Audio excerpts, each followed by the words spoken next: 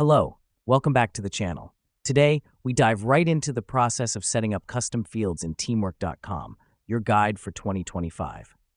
First up, log into your teamwork.com account. On the top right corner, click on your profile icon, then select Settings from the drop-down menu.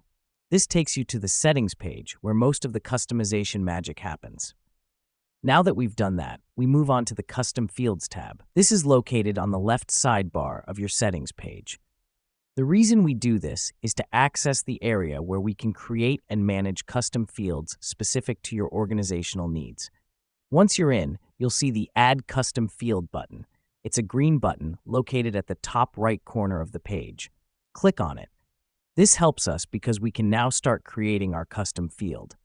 Upon clicking, a pop-up window appears. Here's what's happening behind the scenes. You're now in the creation phase. You will need to fill in the name field with your preferred custom field name. It's crucial to give it a name that reflects its purpose for easy identification later on. Next up, you'll need to select the field type.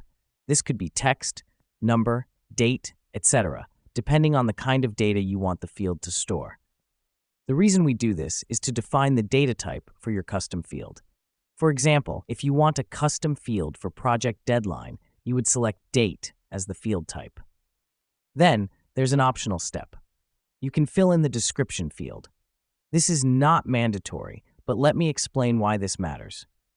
A detailed description can provide additional information to your team about the purpose and use of the custom field. Once you're satisfied with your input, click the Save button at the bottom of the pop-up window. Congratulations, you've now set up a custom field in teamwork.com. To wrap up, setting up custom fields in teamwork.com allows for greater customization and control in managing your projects. It's simple, efficient, and tailored to your needs. Keep experimenting and optimizing your workflow.